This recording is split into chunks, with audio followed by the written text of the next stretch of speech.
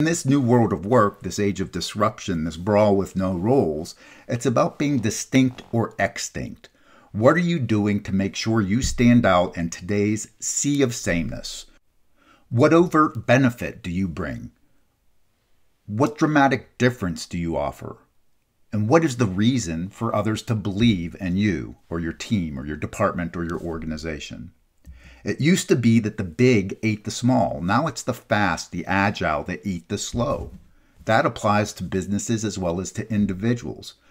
Those of us, again, that adapt, that thrive, that learn, that continually innovate will thrive and excel in the new world of work. And those that don't or resist change will find it very difficult in the years to come. Let's talk about a few quick examples that might hit home for some of us. Think about Blockbuster. Years ago, it was a very highly successful organization. Many organizations wanted to benchmark them, wanted to emulate Blockbuster and be like Blockbuster. In fact, for those of you my age, you might remember how we used to get in our cars and drive on to a brick and mortar building, a Blockbuster store, go inside and search for 10, 15, 20 minutes, find a video, jump back in our car, drive home, watch the video, get back in the car, drive back to Blockbuster, return the video, get back in our car, drive home, and finally relax. Who ate Blockbuster's lunch? They didn't see the writing on the wall, and it was Netflix. Blockbuster was digital revolution. At one point, Blockbuster had the opportunity to purchase Netflix for $50 million, and they passed on it. And if any of you follow Netflix closely, you know that Netflix's market value right now is close to $400 billion. Blockbuster didn't see the writing on the wall. They didn't see the transformation that was coming. And now they're basically extinct. I think they have one store remaining in North Pole, Alaska, if I'm not mistaken. Another example that you may be familiar with is Kodak. Kodak was another worldwide leader, and a lot of companies emulated Kodak, wanted to be just like Kodak. And for those of you not my age, we used to have these things called cameras. We had to put film in them. In fact, we had to go and purchase rolls of film at a drugstore or somewhere else, and they would allow us to take 24, 36 pictures. And after you take the pictures, you had to take them back to a photomat or a drugstore and have them developed until you could finally look at your pictures. And if you consider the number of pictures that are on your cell phone or your smartphone right now, think of the difference in technology. What's interesting is back in 1978, Kodak had an employee by the name of Steve Sasson, and Steve invented digital photography. He took it to the senior leadership team at Kodak and said, this is the wave of the future, this is where we should go. And in not so many words, he was told, no, we're going to stick to our knitting, we're the film folks. And we all know what has happened with Kodak now. Rochester is basically a ghost town. A third example is Nokia. Many of us are familiar with Nokia. Years ago, they were the leader when it came to cell phones. They led the world in cell phone sales and technology. They did not see the transition coming to smartphone technology. They missed the boat, and they are actually on the verge of distinction, trying to remain competitive and stay in the market. Who knows what will happen? As we studied these three companies, as well as dozens and dozens of others that fell into the same traps, we found that there were some common factors as to why they were no longer able to stay competitive or to achieve the results they had historically. The first was they were too short-term focused, only looking out 6 to 12 months at a time, and not looking out further than that into significant changes in marketplaces or demographics or technology.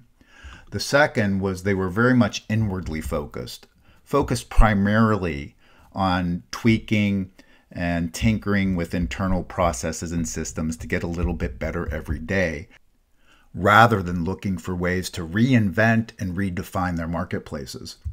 The third was complacency and status quo. They very much clung to the status quo and were complacent. The interesting thing when it comes to top performing organizations is sometimes, because they're top performing, they tend to develop a little bit of an arrogance that nobody can touch us. And that's a very dangerous place to be. The fourth reason was they had the wrong ratio when it came to managing versus leading their organizations. These organizations had about a 75% focus on managing versus leading. And in the top performing organizations throughout the world, The opposite is true. There's a 75% focus on leading versus managing. And we're talking about leading, we're talking about inspiring, visioning, motivating, strategizing. That's what top performing organizations spend 75% of their effort doing, and 25% of their time on managing. Both are required, but in top performing organizations, you'll see a much higher percentage on leading.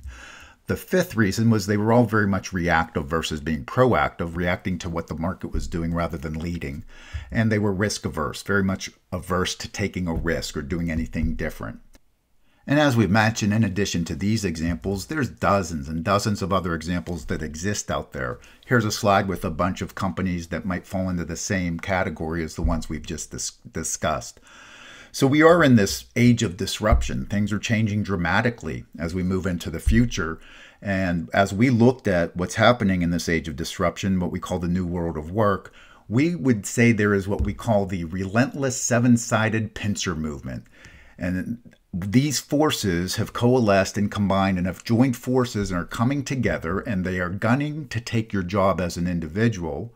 They're looking to displace your department, or they're looking to reinvent or completely destroy your industry. So let's take a quick look at the seven-sided pincer movement, these seven forces that have come together. The first is ERP and SAP. Think of the software that has eliminated over the last 20 years or so hundreds of thousands of white-collar jobs because those jobs could be replaced by software. The second is white-collar robots, things like automatic teller machines, lights-out warehousing, things like that. Think about 20 years ago going into a bank, and you might find 20 bank tellers inside a bank. Now, if you find one or two, you're lucky because most of it's done through technology or white-collar robots. Amazon is looking to open in the next couple of years 3,000 stores that will not have a human being in them. You can go into the store, purchase what you want. Actually, you don't even need to purchase it. You pick it up, walk out, and somehow you're billed accurately. McDonald's is making the transition to kiosks and to robotics within their stores rather than hiring additional human beings. Globalization. There's an abundance of talent out there right now, and they are only a mouse click away. Outsourcing. Often better, faster, and cheaper, and they're usually the experts because it's all they focus on. How many companies do you know of that outsource IT or HR or even payroll? The next is the internet. It's a bye-bye brick and mortar. For example, banking is necessary. Brick and mortar banks are not. You can do most of your banking online. Travel is necessary. Travel agents aren't. Retail is necessary. Malls are not. I was at a mall 2 weeks ago. It was like a ghost town. Disruptive and destructive competition. Think of the impact Uber, Airbnb, Netflix, Amazon have had upon their industries. And who knows what's next. There are college students ensconced in their dorm rooms right now trying to reinvent all of our businesses. And finally, artificial intelligence. There are AIs out there right now performing surgery on people. If surgeons are expendable, we're all expendable.